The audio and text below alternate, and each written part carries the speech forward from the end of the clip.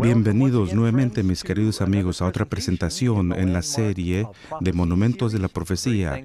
Estamos agradecidos que estén aquí y les quiero agradecer personalmente por su fidelidad en venir noche tras noche. Quiero también agradecer a todos los amigos que están reunidos en todo Estados Unidos, en Europa y otras partes del mundo. Nos da gusto que se unan a nosotros con este estudio. La presentación de esta noche es una que realmente estoy combinando dos estudios en uno, tratando con el tema de profecía de más largo tiempo y el santuario, basado en dos capítulos, en Daniel, el capítulo 8 y también el capítulo 9. Son profecías muy importantes. Lo hemos titulado Monumentos de la Profecía, y uno de los monumentos más importantes del mundo es el Taj Mahal. Es un edificio hermoso, espectacular en su diseño y arquitectura, construido en el siglo XVII. Se requirió 20 años para construir y unos 20,000 obreros fueron involucrados en varios años. La esposa del emperador murió en el parto de su 14º hijo. La amaba tanto que quiso hacer algo que podría conmemorar su amor por ella. Así que él consiguió los mejores arquitectos del reino y construyó este hermoso edificio. Lo que muchos no saben es que también lo percibió como un lugar donde las personas pudieran conseguir redención. Cuando él dedicó el edificio, fue el emperador Shah Jahan, lo declaró con estas palabras: si el culpable buscara asilo aquí, como uno perdonado se libera de pecado. Si el pecado llegara a esta mansión, todos sus pecados serán lavados. La vista de esta mansión crea tristeza en su interior y el sol y la luna derraman lágrimas de sus ojos. En este mundo, este edificio fue hecho para mostrar su presencia, la gloria del Creador. Qué interesante. Habla de un creador monoteísta, y este edificio es un lugar donde alguien puede conseguir un asilo, una ciudad de refugio. Así que no es solamente hermoso, también representaba como un lugar de adoración también dedicado al amor de su esposa. Lo que mucha gente no sabe es que en 1830 los británicos habían programado la demolición del Taj Mahal.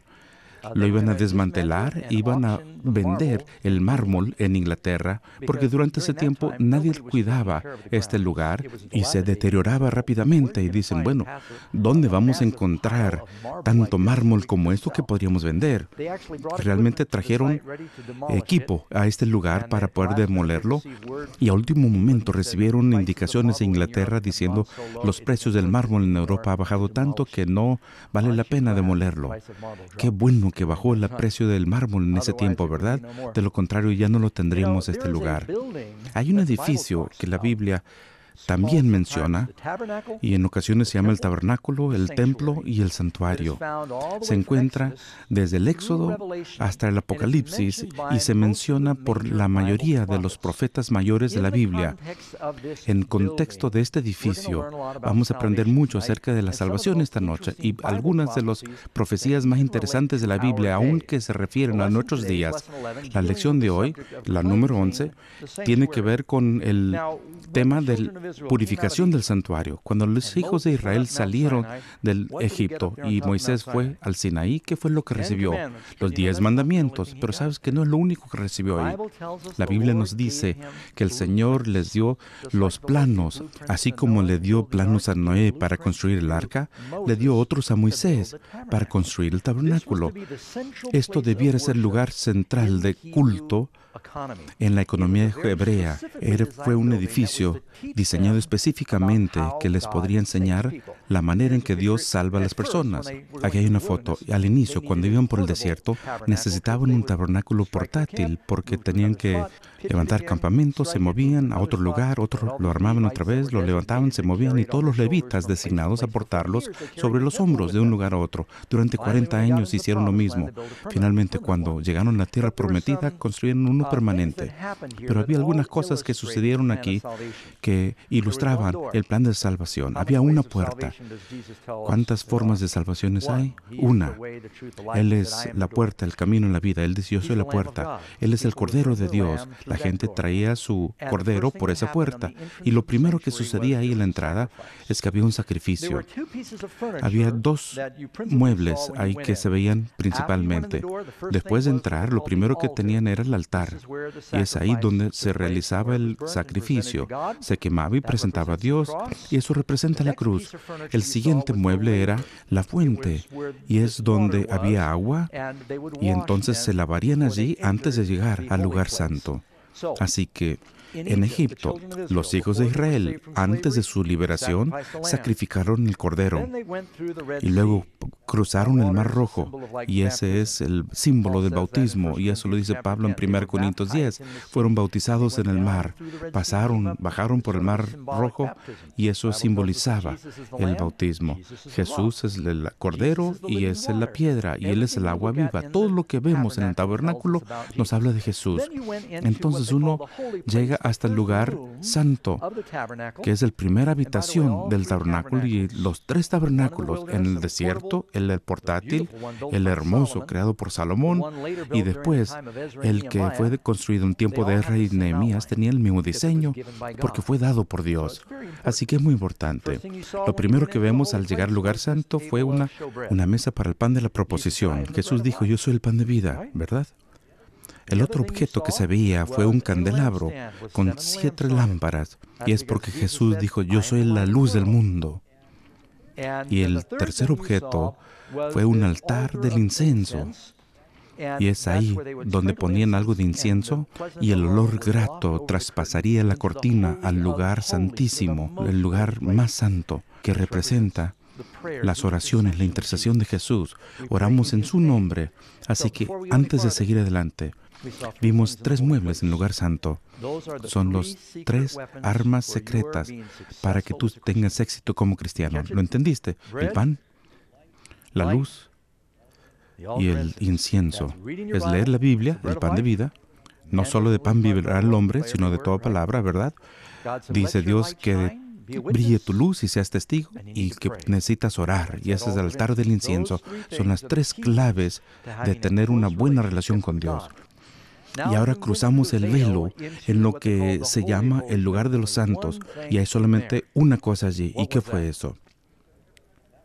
Ese fue el arca dorada del pacto. Y allí, ¿qué había dentro? Los 10 mandamientos.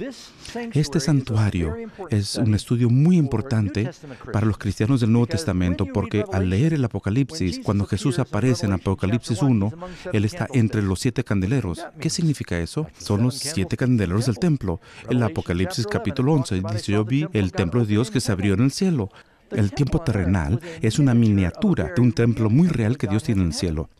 Cuando lees en la Biblia el libro de Isaías, en el capítulo 6, en el año que murió el rey Usías, vi al Señor que sentado sobre el trono alto sublime, y sus faldas llenaban el templo. La visión sucede en el templo. Ezequiel, lo leí hoy en mi devoción personal, capítulo 40.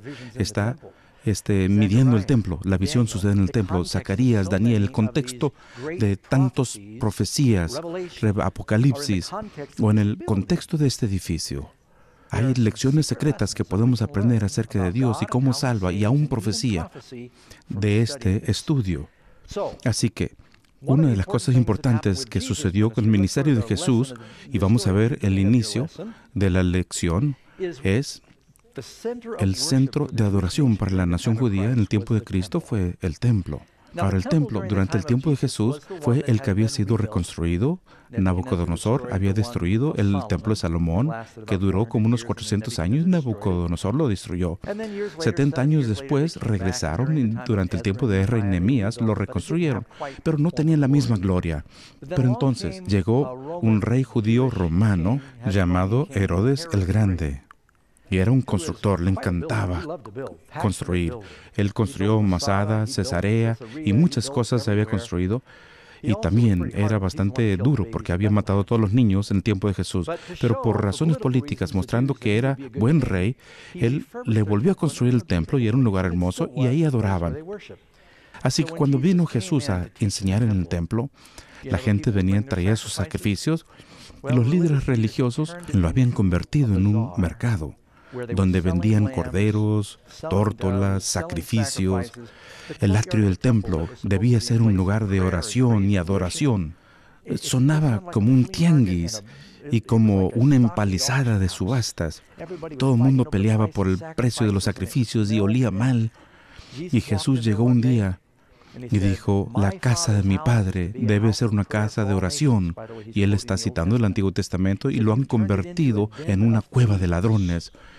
Parecía que le salía fuego de su mirada, dio vuelta a las mesas de los cambistas. Recuerdan haber leído esta historia, haciendo un azote de cuerdas. No menciona haber golpeado a alguien, pero su propia presencia era suficiente. Luego dice en Juan 2:16, quitad esto de aquí y no hagáis la casa de mi Padre en mercado. Note que Jesús dijo, la casa de mi Padre.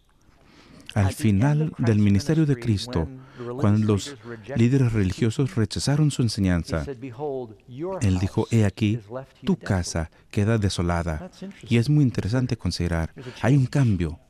Ahora, veamos la pregunta número 1. Y hay mucho que cubrir. Oren por mí y yo oraré por ustedes. Y voy a hablar rápido y espero que estén escuchando rápido. Pregunta número 1. Basado en la profecía en Daniel 8.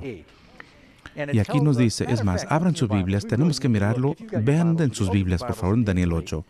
Debemos por lo menos presentar esto antes de entrar a la pregunta. Daniel 8, versículo 1. En el tercer año del reinado de Belsasar, me apareció una visión a mí, Daniel, después de aquella que me había aparecido antes. Vi en visión. Y cuando la vi, estaba en Susa, en la capital del reino de provincia de Elam, y vi en visión, estando junto al río Ulai. Y alcé los ojos y miré, y aquí, un carnero que estaba delante del río y tenía 2 cuernos. Y ahora empieza a tener esta visión. Y está ahí en el río y ve un carnero. Bueno, ¿qué significa esto? Y después hay un macho cabrío. Y si ven el capítulo anterior, dice, estuve en visión y vi un león, y después un oso y un leopardo. Y mientras meditan el significado de estas cosas, llega el ángel y le explica que estos animales representan diferentes reinos e imperios que tendrán alguna influencia dominante sobre el pueblo de Dios en su reinado. Él predice la historia. En Daniel 2, recuerden que lo estudiamos, presenta un cuadro panorámico de la historia del mundo y sus reinos por medio de esa inmensa imagen metálica. Con frecuencia Dios repite las cosas y usa parábolas diferentes y sueños para dar perspectiva. Así que ahora en Daniel 8, vamos a entrar con esto. Primero ve un carnero al lado del río y tenían 2 cuernos. Y aunque los cuernos eran altos, uno era más alto que el otro, y el más alto creció después. Y vi el carnero que hería a los cuernos al poniente, al norte y al sur, y ninguna bestia podía estar delante de él, ni había quien pudiera escapar de su poder. Y hacía conforme a su voluntad, y se engrandecía. Y mientras consideraba esto, he aquí un macho cabrío venía del lado del poniente, sobre la faz de la tierra, sin tocar la tierra. Y aquel macho cabrío tenía un cuerno notable entre los ojos. Un cuerno notable, y vino hasta el carnero de 2 cuernos que yo había visto en la ribera del río, y corrió contra él, y con furia de su fuerza, y lo vi que llegó junto al carnero y lo levantó contra él, y le hirió, y quebró sus 2 cuernos. Y el carnero no tenía fuerzas para pararse delante de él, y lo derribó por tanto en la tierra, y lo pisoteó, y no hubo quien librase al carnero de su poder. Y el macho cabrío se engrandeció sobremanera, pero estando en su mayor fuerza, aquel gran cuerno fue quebrado, y en su lugar salieron 4 cuernos notables hacia los 4 vientos del cielo.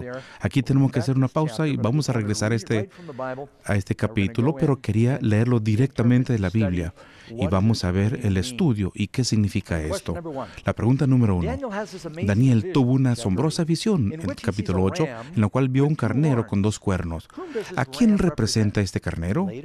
Más adelante en el capítulo, el ángel viene con Daniel y le dice, y lo podemos leer en versículo 20, en cuanto al carnero que viste que tenía 2 cuernos, estos son los reyes de Media y Persia. Y después dice que uno de los cuernos era más grande que el otro, y empezó con los medios, y después los persas llegaron y llegó a ser más grande, y más adelante ese fue el imperio persa, debido a ese cuerno. Y esto también debiéramos recordar, que si eres judío, ¿qué hacían al viajar por el desierto? Su ocupación, ¿cuál fue? Abraham, Isaac, Jacob, José, David, pastores. Estaban familiarizados con las ovejas y las cabras. Jesús comparó el juicio con las ovejas y las cabras. Así que en estas dos criaturas, Él ilustra estos dos imperios. Muy bien, vamos a llegar a la pregunta número 2. Luego Daniel vio el macho cabrío con un gran cuerno entre sus ojos. ¿Qué representa esto? Está hablando acerca de este macho cabrío, que es el siguiente reino, y él ataca al carnero. Dice que viene del oeste. Y este es un reino de Grecia que viene del oeste, y dice, viene rápidamente, bien fieramente, y no hay un historiador que pueda negar que entre los imperios antiguos nadie lo hizo más rápido que Alejandro el Grande. Tenía de 32 años al morir. Desde los 19 hasta los 24 años conquistaba el mundo rápidamente. Sus soldados marchaban más rápido y más lejos que cualquier otra persona. Y se libera una batalla entre ambos, y el macho cabrío destruye el carnero. Alejandro venció a Darío y conquistó el imperio persa y tomó el territorio de ellos. Daniel 8, 21 y 22. Y el macho cabrío, y el ángel nos dice, o sea, tenemos que adivinar, el macho cabrío es el rey de Grecia. Y el cuerno grande que tenía entre los ojos es el primer rey. Y es exactamente lo que sucedió con Alejandro el Grande. Él viene del oeste, de ahí viene, cuando vas a pelear contra Persia, y lo hizo con ferocidad, y lo hizo con velocidad. Y en el capítulo previo, en el 7 de Daniel, a Grecia se la compara con un leopardo de 4 alas, porque las patas ni siquiera tocaban el suelo. Fue tan rápido en la conquista. Considerando que no tenían ejércitos mecanizados, en ese tiempo no hubo ejército más rápido que el de Alejandro en ese tiempo. Y luego dice que en la flor de su poder, ahí cuando estaba en pleno poder, su cuerno, el cuerno principal, fue quebrado. No se desgasta, se rompe. Alejandro muere repentinamente. Aunque él podría conquistar el mundo, no pudo conquistarse a sí mismo. Todavía no es tan seguro. Fue después de una noche de mucho beber, se enfermó. No se sabe si alguien lo quiso envenenar. Todavía no estamos seguros y tal vez no lo sepamos hasta llegar al cielo. No sabemos si fue malaria, si fue una fiebre. No sé si es envenenamiento por el alcohol, pero muy joven murió. Y ahí, en su lecho de muerte, creo que ya lo dijimos, su esposa le preguntó, ¿quién reinará en tu lugar? Y él respondió, el más fuerte. Y así fue. Dice, en su lugar, y lo puedes leer aquí en la siguiente sección, y en cuanto al cuerno fue quebrado, y sucedieron 4 en su lugar. 4 reinos se levantarán en esa nación. Los 4 generales principales de Alejandro se dividieron el reino entre sí mismos en 4 regiones. Y entonces empezaron a pelear entre sí. Pero el reino de Grecia duró más aún que el de Persia. Pregunta número 3. Luego, al seguir leyendo, dice que de uno de los 4 cuernos brotó un cuerno pequeño. Es como así el cuerno de un venado y sale una bifurcación, y de ahí otra, y de ahí sigue brotando otro. Y resulta llegar a ser un poder tremendo. ¿Qué poder representa este cuerno pequeño? Y pueden ver el cumplimiento de esto en el tiempo de Cristo. ¿Cuál imperio siguió el de Grecia? Roma. Hechos 18:2. Claudio César había mandado a todos los judíos saliese de Roma. Él tenía control sobre todo el imperio y él sospechaba mucho de los judíos y dijo que tenían que salir. Así que tenemos aquí este macho cabrío y el poder principal, Alejandro Grande, fue roto, y de ahí surgieron otros 4 divisiones, 4 generales de Alejandro Grande, y un cuerno pequeño empieza a surgir de entre todos estos, y hay algo diferente de este poder. Este poder es uno que queremos notar porque al seguir leyendo llega a ser el poder del anticristo. Leemos en Daniel 7:8. Y aquí este cuerno tenía ojos como de hombre y una boca que hablaba grandes cosas. Hay algo diferente aquí. Más adelante dice que es culpable de blasfemia. Son palabras grandes. Habla de, también esto lo menciona en Apocalipsis 17, lo que hace este poder. Apocalipsis 7, 24, él es diverso o diferente del primero. El primer reino que vimos fue Babilonia, Medo-Persia, Grecia. Fueron las monarquías típicas guiadas por un gobierno. Pero lo que sucedió con Roma, y Roma no solamente fue la monarquía de hierro, en la medida que el imperio romano, guiado por César, comenzó a caer, en su lugar, el poder romano fue sustituido por un poder religioso. Y eso le estoy diciendo lo que pasó históricamente. Si han estudiado quinto de primaria, ya lo vieron. El poder romano se desmoronó gradualmente y la iglesia cristiana creció, pero no quedó como una simple religión, sino llegó a ser un poder político-religioso. Número 4.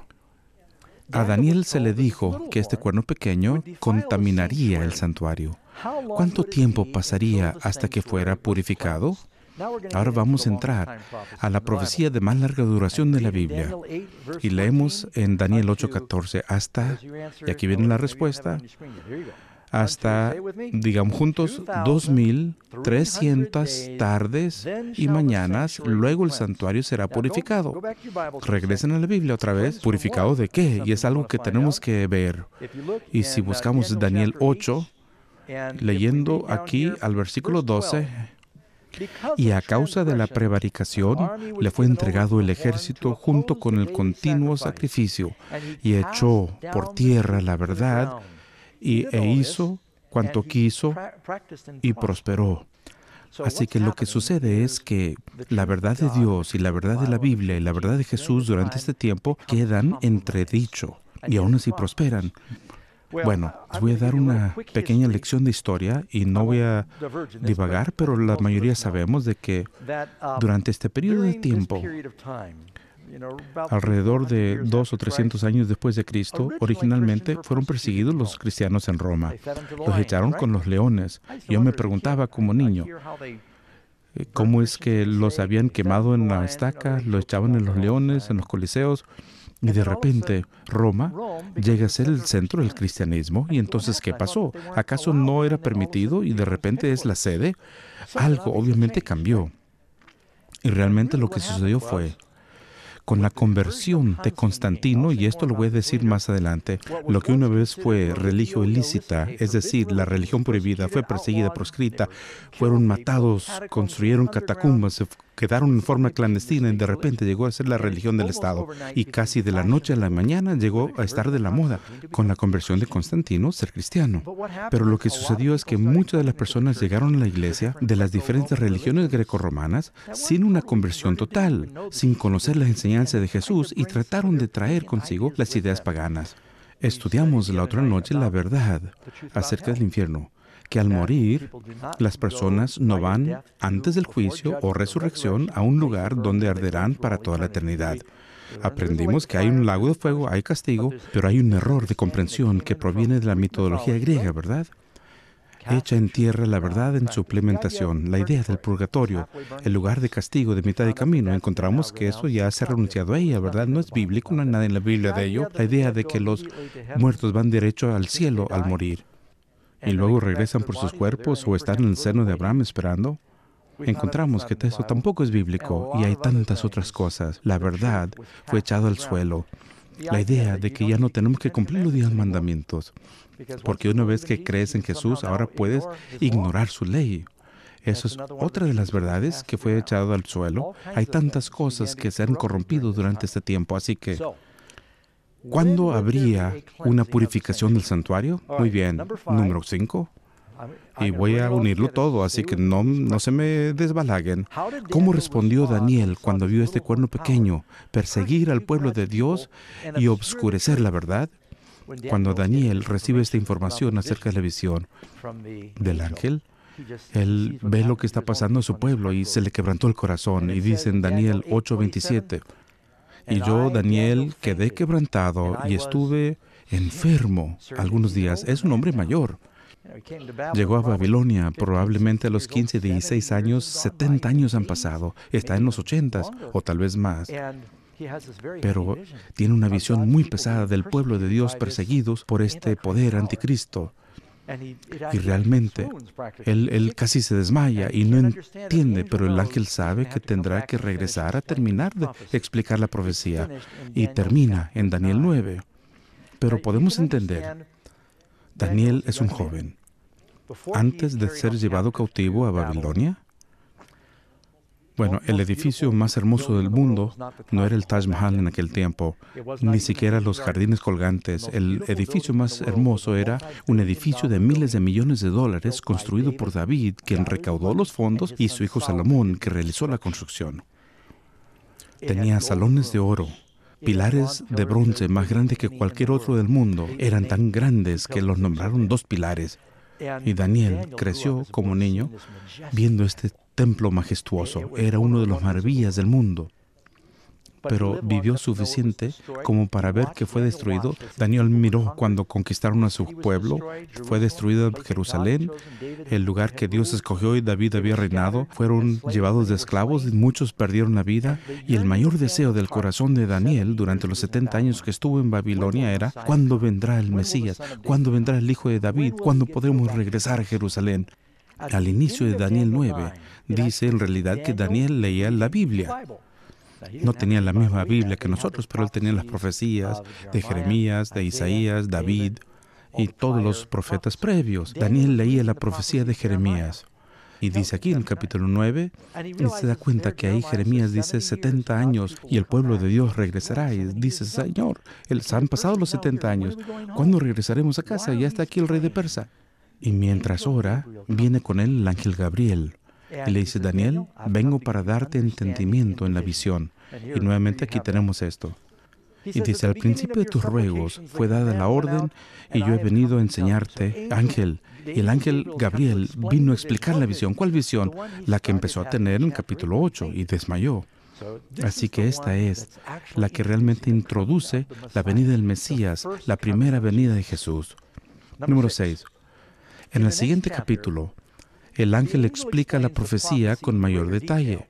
¿Cuán extenso era este periodo de tiempo no descrito previamente en la visión?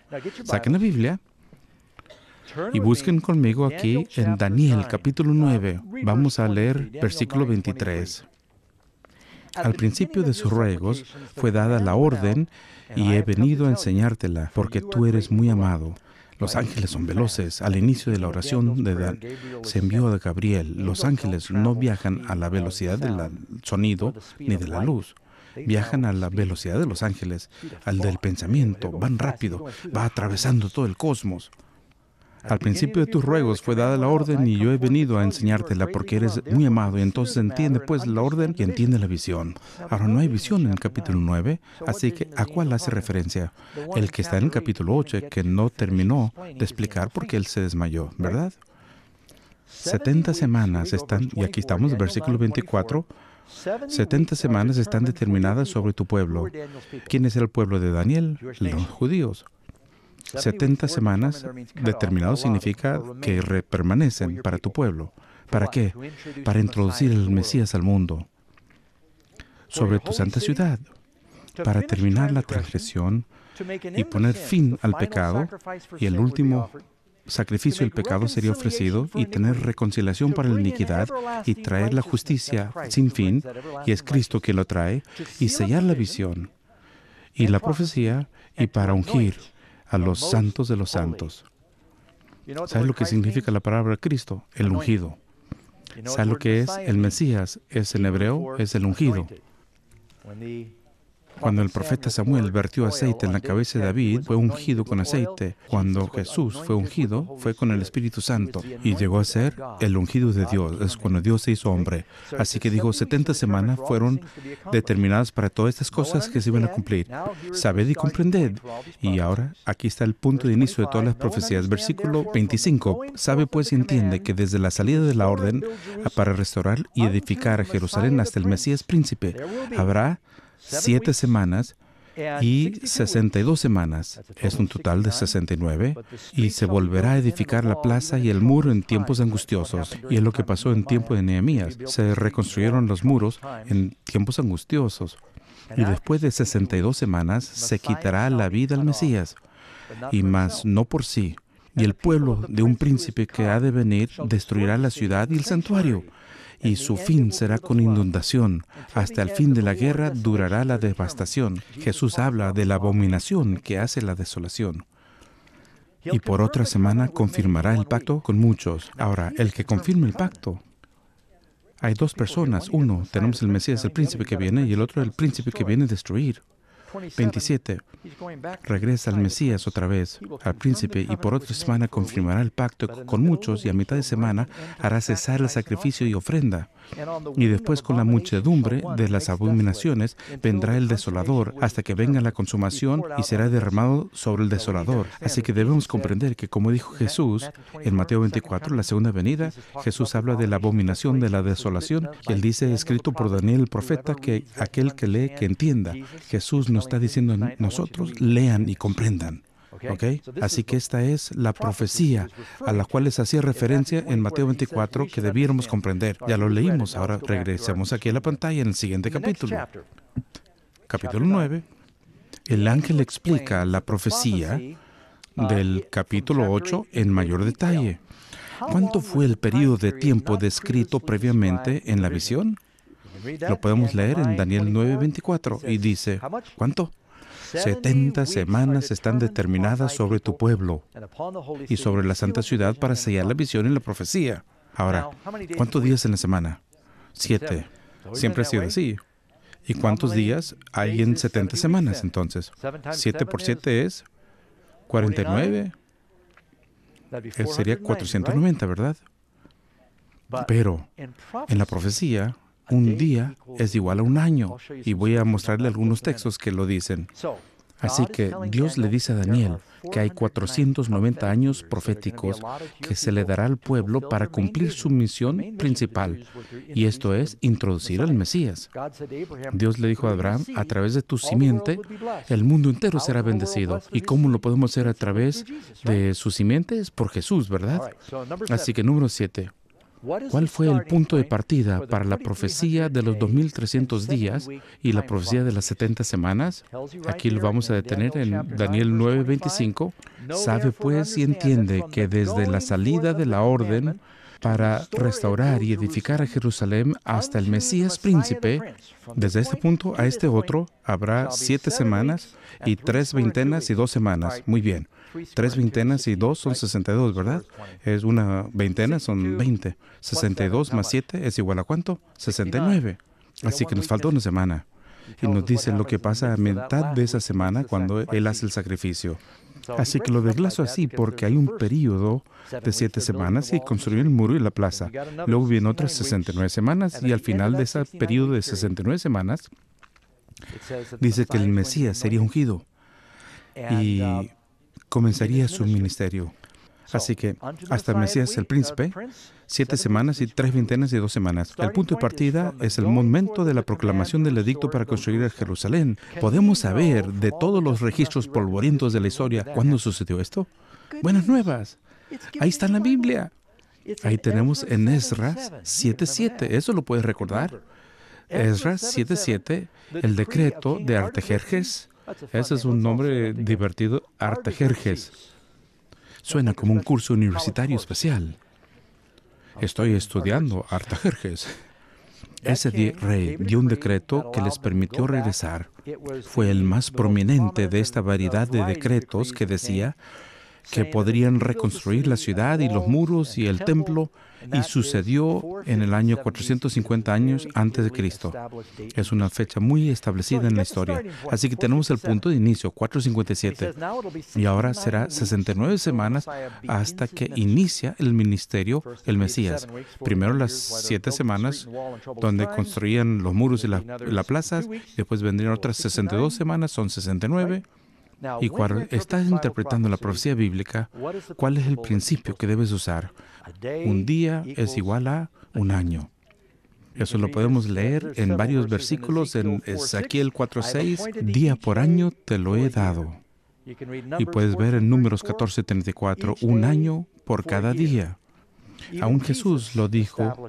Un día vinieron con él, creo que fue en Lucas 13, Le dijeron, ten cuidado, Jesús, a Juan Bautista lo han arrestado. Esto fue unos 6 meses ya adentrado en su ministerio. Y él le dijo, ve y dile a aquel zorro que enseño, sano y expulso demonios. Lo haré hoy, mañana, y al tercer día seré perfeccionado. Jesús no enseñó 3 días más, Él enseñó 3 años más, pero Él hizo una profecía y Él utilizó el principio de día por año. Así que al interpretar estas profecías es la única forma que uno lo podría hacer. Número 8. El ángel dijo que si has de contar 69 semanas a partir de la 457 a.C., podrías llegar hasta el Mesías príncipe. ¿Ocurrió esto? Y yo dije, mira, cuando yo estuve ahí en la cueva, leí esto y me emocioné tanto, me di cuenta cuán verdad era la profecía y realmente me paré y ahí estaba solo y empecé a pegar de brincos dando gracias a Dios. Y mira nomás, es exactamente como Él dijo, mira, ¿por qué es que la gente no cree la Biblia? Y eso sucedió. Si tomas en cuenta en la profecía un día equivale a un año, si cuentas 483 años desde el 457 a.C., llegas hasta el bautismo de Jesús en el 27 de nuestra era. Mateo 1, 22 y 23. Todo esto aconteció para que se cumpliese lo dicho por el Señor por medio del profeta cuando dijo, he aquí una virgen concebirá y dará a luz un hijo y llamará su nombre Emmanuel, que traducido es Dios con nosotros. Dice específicamente en Daniel 9:24 que parte del propósito es ungir al Santo de los Santos. ¿Será que Jesús fue ungido por el Espíritu Santo al bautizarse? ¿El Espíritu bajó como paloma? ¿Qué marcó el inicio del ministerio de Jesús? Su bautismo. Ya saben, una de las fechas más claramente establecidas en el Nuevo Testamento es Lucas 3:1 en sus Biblias. La razón es que dan tantas fechas, hablan de tantos líderes durante este tiempo, hay pocas dudas de lo que sucede históricamente. Algunas de estas fechas históricas son difíciles de precisar, pero quiero decirles la manera en que nos ayudó el Dr. Lucas. Lucas 3:1, en el año 15 del imperio de Tiberio César, ¿no es difícil de establecer? Siendo gobernador de Judea, Poncio Pilato, otro punto más, Herodes, tetrarca de Galilea, y su hermano Felipe, tetrarca de Iturea, de la provincia de Traconite, y Licinias, tetrarca de Abilinia, y siendo sumos sacerdotes Anás y Caifás, vino la palabra de Dios a Juan. Vean, todos los líderes, uno puede triangular todas las diferentes puntos. Bueno, triangular sería solamente 3. Aquí hay como 5 líderes y hay solamente una fecha en la historia que sabemos que todos corresponden. Es el 27 después de Cristo. Es una fecha tan bien establecida. Este es el año en que bautizaron a Jesús. Es exactamente el periodo de tiempo posterior al 457 antes de Cristo. En Marcos 1:15, cuando Jesús comenzó a predicar, ¿qué dijo? El tiempo se ha cumplido después del bautismo. El tiempo se ha cumplido. ¿Y de qué tiempo está hablando? Está hablando del tiempo de la profecía de Daniel. Él fue ungido. Él comenzó a predicar. Es lo que estaban esperando. Todos los judíos que habían leído la profecía de Daniel 9 se preguntaban cuándo vendría el Mesías. Y que también significa que si habían estado leyendo la Biblia como debieron haberlo hecho, debieron haber sabido el tiempo de su nacimiento. Porque un sumo sacerdote no podría reinar hasta tener los 30 años de edad. Y un sacerdote no podría servir hasta los 30. José inició su mandato a los 30. David comenzó a reinar a los 30 y los sacerdotes hasta los 30. Podrían haber pensado que el Mesías iniciaría su ministerio a los 30 años y es ahí cuando se bautizó Jesús. ¿Lo sabías? Cuando Jesús comenzó a tener 30 años de edad, también en Lucas. Todo lo que tienen que hacer es contar hacia atrás del momento de la unción y decir, bueno, aquí es cuando nació. Así que tenemos un par de gráficas que presentaremos para repasar lo que hemos estudiado. Primero, sabemos que de 457 tenemos 69 semanas, que eso serían 483 años hasta el momento de su bautismo, y esto sería el 27 después de Cristo. Sucedió justo a tiempo. Y luego nos dice que esto es cuando inició el decreto con Artajerjes, y hasta el momento de la unción de Cristo comienza su ministerio y su trabajo público, pero hay una semana más. ¿Notan? Dice 70 semanas serán determinadas para el pueblo. Y aquí tenemos 67 semanas. ¿Qué pasa con la última semana? Dice que por una semana confirmará el pacto con su pueblo. La última semana es el tiempo de la confirmación del pacto con su pueblo. Así que tenemos las profecías de tiempo, tenemos el decreto, y quisiera estar bien con mis diapositivas aquí. Entonces tenemos el bautismo de Jesús, lo vemos aquí en la pantalla, 27 después de Cristo, que conforman las 69 semanas proféticas. Nos hace falta una semana más que se lleva a cabo después de esto. Vamos a la pregunta número 9. ¿Qué era lo siguiente que ocurriría en la profecía? Y lo podemos leer allí en Daniel 9, versículos 26 y 27. Y después de las 62 semanas se quitará la vida al Mesías, mas no por sí. Entonces, ¿para quién fue? Para ti, para mí.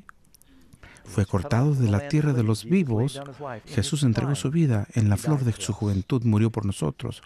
Después de eso, el Mesías sería cortado. ¿Sabes? Esto es algo que muchos de los líderes religiosos no comprendían y lucharon con ello, porque deseaban un Mesías que viniera a ejercer su poder, una combinación del rey David y Sansón, y derrotar a los romanos y convertirlos en un imperio mundial. Tener un Mesías que venga a morir como cordero no encajaba bien con lo que ellos soñaban y esperaban. Y sigue diciendo, y confirmará el pacto con muchos por una semana. Y a la mitad de la semana hará cesar el sacrificio y la ofrenda. Muy bien. Quiero hacer una pausa aquí rápidamente. ¿Tienen las Biblias? No se lo pierdan. Esto es algo muy importante. Vamos a ver el libro de Hebreos 2, el Nuevo Testamento, Hebreos 2, y versículo 3. ¿Cómo escaparemos nosotros si descuidamos una salvación tan grande, cual habiendo sido anunciada primeramente por el Señor durante 3 años y medio, el ministerio de Jesús, y fue confirmada por los que oyeron? Cristo, y les voy a decir lo que le voy a decir. Entonces le voy a decir lo que les dije. Yo sé que este es un estudio profundo y mucho material. Tenemos una profecía de 490 años, ¿lo entiendes? El Señor lo desglosa en 3 secciones. En primer lugar, dice que hay 7 semanas, 49 años, construyendo el muro y la plaza en tiempos de problemas. Es cuando se restablecieron la tierra prometida. Y luego otras 62 semanas de esos 490 años han pasado, y eso nos hace llegar al 70 después de Cristo, y es ahí donde sería ungido el Mesías. Y aquí nos falta una semana. Es ungido el Mesías, pero Jesús no predica 7 años, solamente la mitad. Él predica 3 años y medio. Y entonces es cortado a mitad de última semana, que nos alcanza hasta la 34 después de Cristo. Cristo muere el 31. Yo voy a entrenar a mis 12 apóstoles, voy a predicar. Y le dice, cuando yo me voy, dice a los apóstoles, como el Padre me ha enviado, yo también a ustedes los envío. Pero escuchen esto. Jesús no dijo, ve al mundo primero. Es más, Él dijo, no vayan a ninguna parte. Esperen en Jerusalén hasta recibir el Espíritu Santo, y al recibirlo, entonces seréis mis testigos, primero en Jerusalén, y después en Judea, y en Hechos 1, y después Samaria y otras partes del mundo. Cuando Cristo los envió a predicar después de su resurrección, les dijo, no vayan al lugar de los gentiles, pero más bien a las ovejas perdidas de la casa de Israel. Él quería terminar de confirmar el pacto con su propio pueblo primero. A menudo oigo decir a las personas que los judíos fueron el problema con el cristianismo, y realmente eso es un error, porque toda la iglesia temprana fue judía. La Biblia que leemos proviene de los judíos, los apóstoles eran judíos, y cuando el día de Pentecostés, millares fueron bautizados, y dice en Hechos 2, no estaban en Jerusalén, pero eran judíos de todas las naciones. Así que el Señor cumplió su promesa con Abraham, diciéndole, voy a confirmar el pacto durante 7 años. 3 años y medio por el Mesías será cortado, y luego los otros 3 años y medio por medio de aquellos que lo escucharon, los apóstoles. Y es lo que leímos en Hebreos, lo confirmó. Y luego lo hizo también a través de aquellos que lo habían escuchado, ¿verdad? ¿Recuerdan cuando Jesús murió en la cruz? ¿Qué fue lo que pasó en el templo en ese tiempo? El velo se partió de arriba abajo. Lo pueden leer ahí en la siguiente pregunta, 2 Corintios 3, versículo 14. porque el velo por Cristo es quitado. Dos cosas se rasgaron cuando Jesús fue juzgado y cuando murió en la cruz. El sumo sacerdote rasgó su túnica. ¿Alguno recuerda eso? Caifás se enojó y rasgó su túnica. El sumo sacerdote no debía rasgar su vestimenta.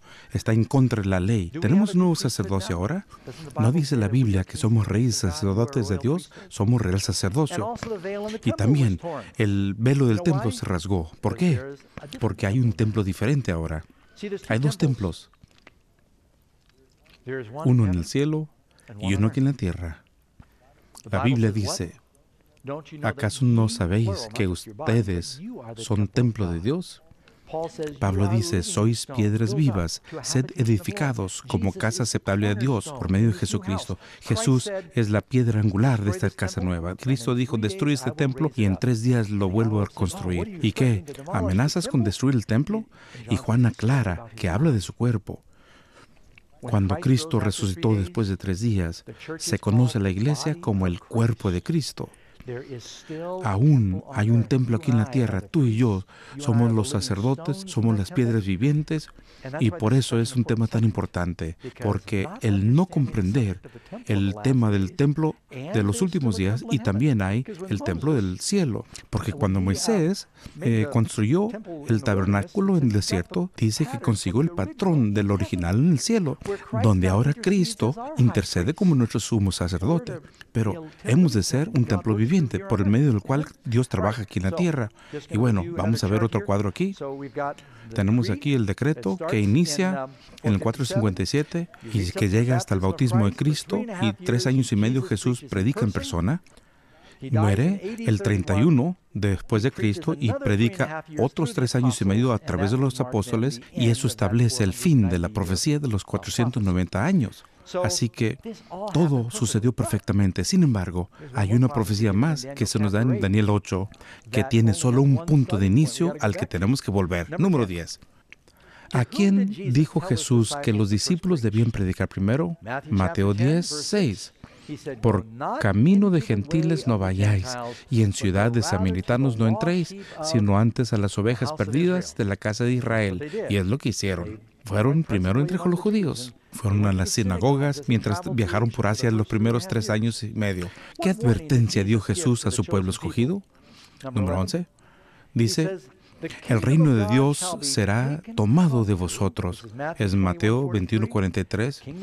El reino de Dios será quitado de vosotros y será dado a una nación que produzca los frutos de él. Y ahora, ¿quién es esa otra nación? La siguiente pregunta, 12. ¿Quién es esa otra gente mencionada por Jesús que sería su pueblo escogido? Es muy importante. Gálatas 3:29. Y si vosotros sois, junto conmigo, si vosotros sois de Cristo, ciertamente el linaje de Abraham sois y herederos según la promesa. ¿Será que el pastor Doug se lo está inventando o son palabras de la Biblia? ¿Cuántos han aceptado a Jesús? Entonces son simiente de Abraham, todos herederos. Todas las promesas que Dios le hizo a Abraham te pertenecen. Y les voy a dar otro, Romanos 2, 28 y 29. Pues no es judío el que lo es exteriormente, sino que es judío el que lo es en lo interior.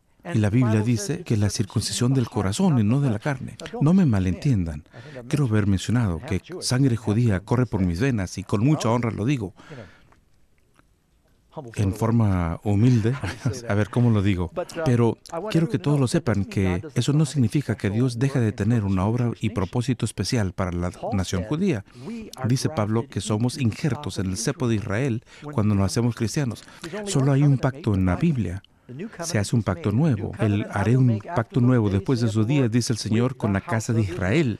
Así que si vas a aceptar el pacto nuevo con Jesús y su sangre y sacrificio, llegues a ser al menos un judío espiritual. Si eres de Cristo, entonces simiente de Abraham. Y es por eso que nos ayuda tanto leer el Antiguo Testamento, porque somos adoptados en la heredad de Abraham, Isaac, Jacob, Elías, David y todos los demás. Llegan a ser hijos espirituales. ¿Acaso no es emocionante?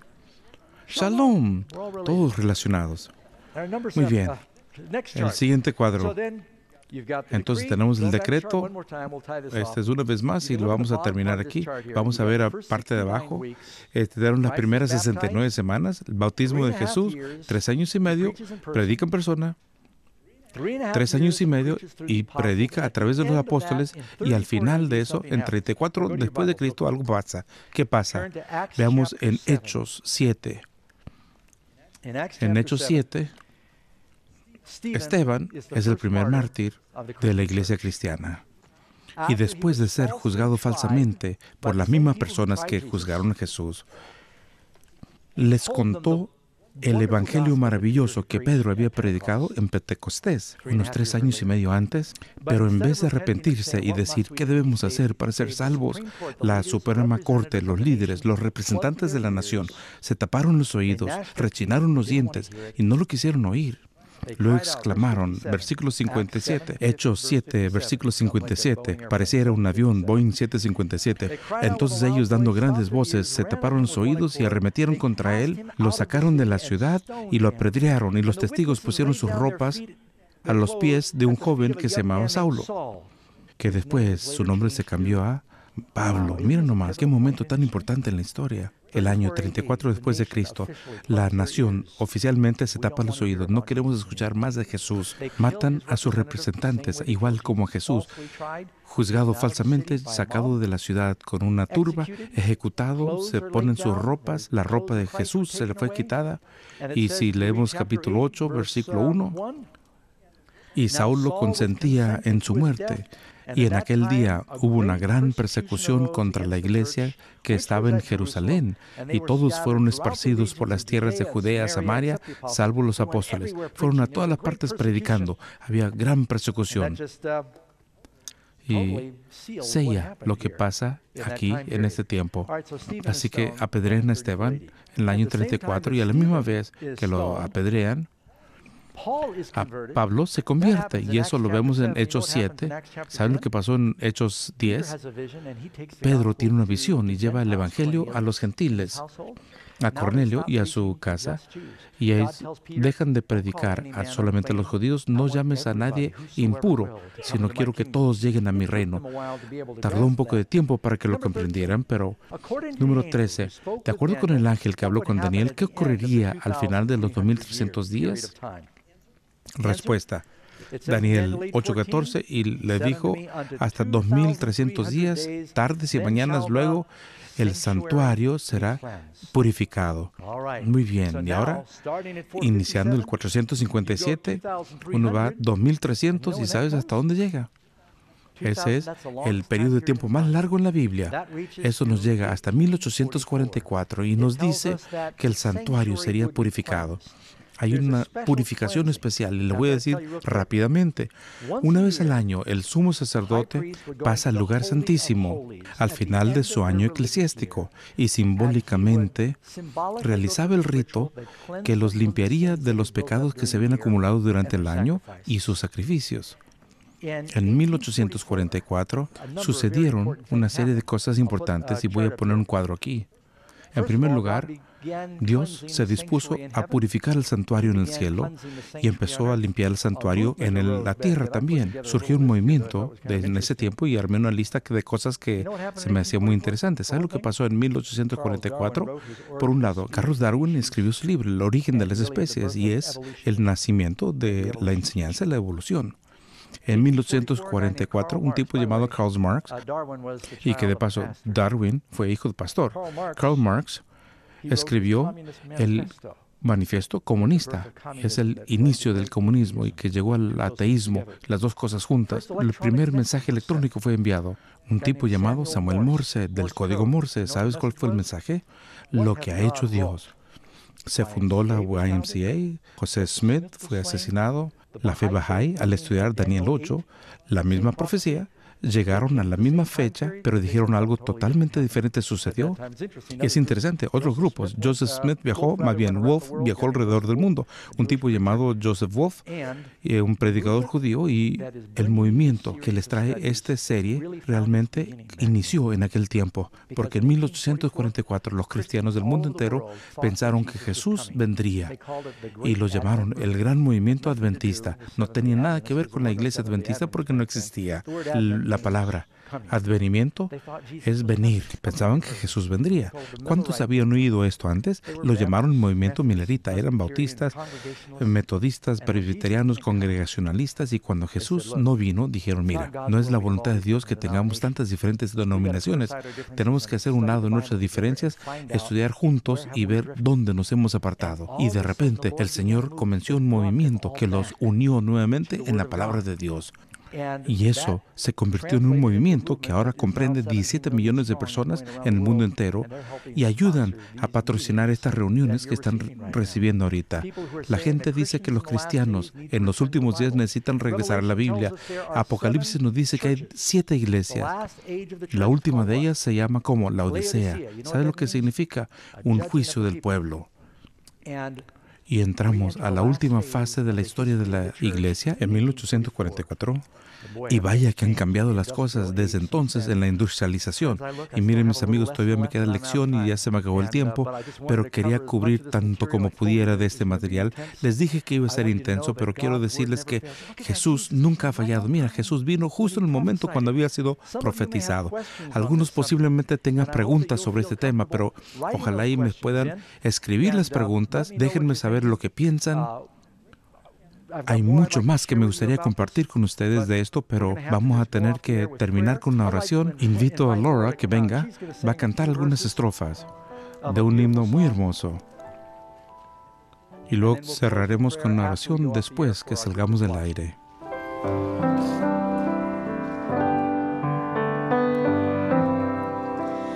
Lord Jesus, I long to be perfectly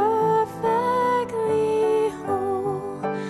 I want Thee forever to live in my soul. Break down every idol, cast out every foe. Now wash me and I shall be whiter than snow.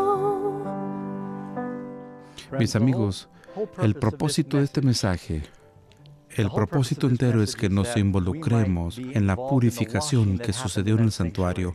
Es donde se lavó el pecado. ¿Quieres esa experiencia? Es mi oración.